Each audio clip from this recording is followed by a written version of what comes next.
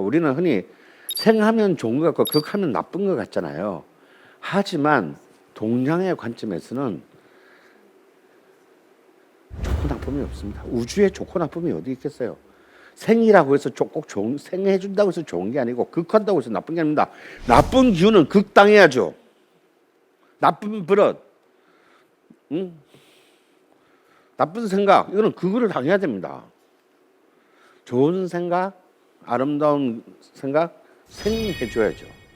그래서 그게 우리 보통 상생하면 좋고 상극하면 나쁘다. 이건 전형적인 이원론적인 서구적 사고입니다. 동양에는 생과 극은 우열이 없습니다. 다만 운동일 뿐이에요. 자, 목의 기운은 화의 기운을 낳죠. 목으로 불을 떼니까. 그리고 화의 기운은 토를 낳게 됩니다. 여러분 이렇게 화전민들 생각하시면 되겠어요. 땅에 불을 확 지르고 난 뒤에 하면 더 비옥해져서 이렇게 농작물이 더 잘 자라잖아요. 그리고 그 토 속에서는 다시 토 안에는 바위를 낳게 됩니다. 바위 혹은 광물을 그 안에 품고 있다가 넣게 되죠. 그리고 그 바위 사이로 샘물이 솟아나오죠. 그러면 수를 낳고, 그리고 다시 그 수는 나무를 키우게 됩니다. 이게 상생의 표이고, 목은 나무 뿌리가 땅을 막 갈라놓죠. 토를 극하게 되고, 토는 물을 막지 않습니까? 수를 극하고, 수는 불을 꺼뜨리죠. 화를 극하고, 화는 금을 녹이니까 금을 극하고, 금은 나무를 베니까 목을 극합니다. 근데 참 재밌는 것은요, 상생이라고 하더라도, 수생목이라고 하더라도 수가 너무 많고 목은 작으면 이게 수가 목을 생합니까? 아니, 나무가 이제 묘목으로 이렇게 요만한데 물을 빨리 자라라고 물을 하루에 1톤씩 부으면 어떻게 되겠습니까? 다 썩어버리겠죠. 그래서 수생목이지만 수가 과다하면 나무는 썩습니다. 목생화지만요, 목이 여러분 아궁이에 불 좀 더 세게 달라고 막 나무를 꽉 채우면 어떻게 불 꺼집니다. 화생토지만 불이 너무 세면 흙이 도자기가 되어버려요. 토생금이지만 토가 너무 많으면 토다금매라고 해서 흙이 보석을 덮어버립니다. 묻어버립니다. 그래서 생이라고 해서 생하는 것이 아니다는 거예요. 극이라고 해서 극하는 게 아닌 겁니다. 자, 금극목이라고 하지만 극하는 주체인 금이 약하고 목이 강하면요, 가령 이런 아름드리 나무를 가트칼로 자르겠다 그러면 말이 됩니까? 가트칼이 부러지겠죠. 그래서 토극수라고 하지만 쓰나미가 몰려오는데 모래 주머니 하나 들고 이 쓰나미를 막겠다? 안 되죠. 그때는 빨리 모래 주머니 넣고 도망가야 됩니다. 그래서 극이라고 생하고 극하는데도 뭐가 필요하냐, 아까 말씀하신 분, 조화가 필요하더라고요. 조화가 없는 생은요, 죽이는 겁니다. 엄마가 자식을 사랑하는 것은 생이지만 그 사랑이 너무 지나치면 아이를 버리는 것 같은 겁니다. 극 또한 따끔하게 혼낼 때는 혼내야지, 그거 화내는 것도 혼내는 거 어설프게 하면 버릇만 나빠지게 되는 겁니다. 이것이 언제나 적절한 조화와 균형을 가질 때만이 생과 극의 운동은 완성되는 겁니다. 이것이 바로, 자, 우리는 종합해 보면 가장 중요한 것은 변화라는 것이죠. 다음으로 이 오행의 상승에서 우리가 얻는 교훈은 뭐다? 조화라는 것입니다. 어떤 것이 더 좋고 나쁜 것은 없어요. 이것이 조화를 이루어야 된다.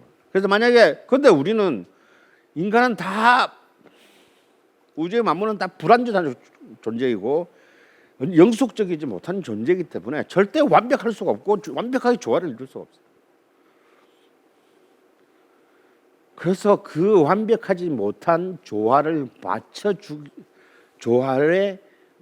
조화롭게 만들게 하는 것을 알려주는 거, 알고자 하는 것이 바로 명리학이라고 생각하시면 됩니다. 음양과 오행론을 바탕으로 드디어 이제 이 하늘의 기운과 땅의 기운을 만들어낸 것을 이제 그 간지라고, 천간과 지지 이걸 합쳐서 간지라고 합니다. 그래서 천간은 10글자로 이루어져 있어요. 천간은 왜 10글자입니까? 음양 오행이잖아요. 오행이 음과 양이 각각 한 벌씩 있으니까 5 곱하기 2 하면 10개의 글자예요. 자, 목의 글자가 2개. 그러니까 양의 기운을 가진 목 하나, 음의 기운을 가진 목 하나. 양의 기운을 가진 화 하나, 음의 기운을 가진 화 하나. 이렇게 해서 딱 10글자예요. 지지는 12자입니다. 왜 12자일까요? 네? 자, 하늘에는 계절이 없죠. 땅은요, 불행하게도 우리는 계절이라는 한계 속에 삽니다. 그 계절을 규정하는 게 뭐죠? 달이죠. 달이 몇 달로 이루어져 있습니까? 12달로 이루어져 있습니다. 그래서 동양이나 서양이나 다 이 땅의 기운을 재는 단위는 12개입니다. 그래서 합쳐서 22자만 아시면 되는 겁니다. 그러면 이 두 자가 각자의 글자가 서로 짝을 이루어서 만들어내는 짝이 몇 개 되겠습니까? 응? 자, 이 천간 한 글자, 지지 한 글자 하면 이제 천간의 갑자고 지지의 자자 합쳐 갑자가 되잖아요. 이렇게 하면 몇 개가 몇 개의 간지가 됩니까? 60개가 돼요. 10개씩 6 곱하기 6 하면 이제 60개입니다. 이것이 60갑자입니다. 그래서 갑자로 시작해서 갑자로 돌아오는데 60년 걸리는 거예요. 그래서 이걸 환갑이라고 합니다. 한 바퀴 60갑자를 돌았다. 그러니까 이게 돌아올 환자를 써서 환갑이 되는 겁니다. 한 갑자를 돌았다. 옛날에는 그 환갑을 맞이하는 게 큰 복이고 큰 천수를 누리는 거죠. 지금 이제 2갑자를 향해서 가고 있습니다. 이제 아무도 환갑잔치 안 해요. 환갑잔치 하면 욕합니다, 요새는. 예.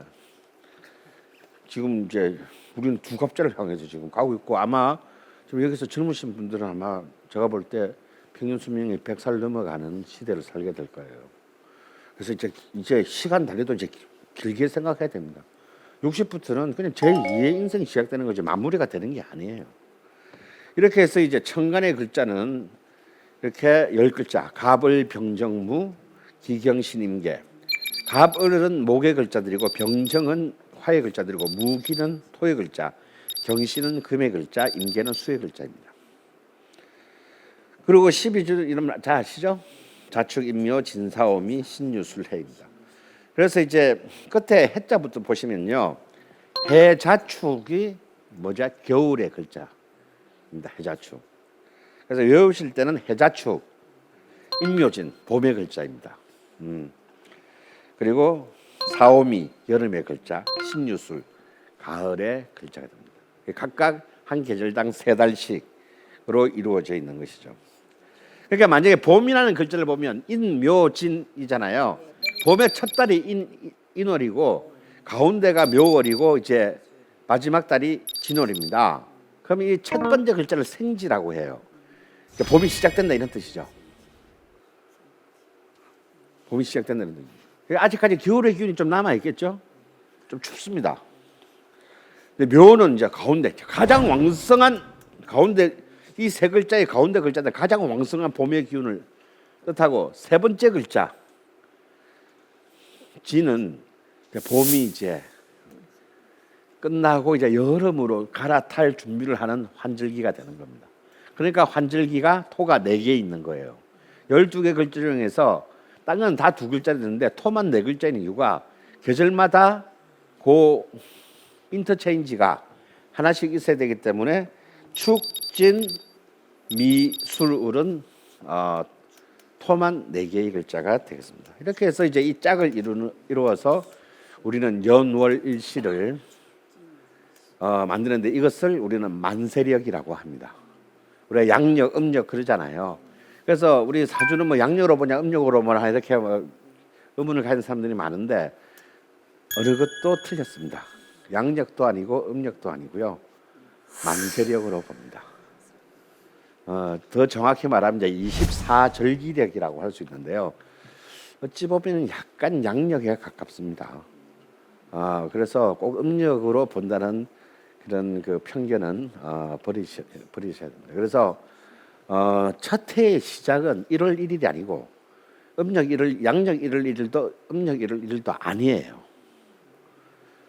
바로 입춘이 봄이 시작되는 2월 한 6일이나 7일쯤 되는 입춘.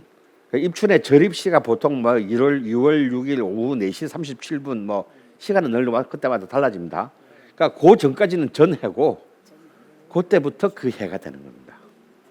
입춘을 그 해의 시작으로 보는 겁니다. 왜 사주팔자인지 이제 아시겠죠? 왼쪽부터 이민, 개묘, 무신, 임자인데요. 이민년, 개묘월, 무신일, 임자시생이라는 뜻입니다. 이게 누구 거겠어요? 제 겁니다. 그러니까 연애 두 글자씩에서 네 개의 기둥이 있잖아요. 사주. 그 각 주마다 천간과 지지, 하늘의 기운과 땅의 기운이 한 자씩 있으니까 곱하기 2에서 8개, 팔자가 되는 겁니다. 그래서 사주팔자라는 게 딴 게 아니고요. 바로 이 만세력에 의거한 내 운명의 코드가 바로 이 팔자였습니다.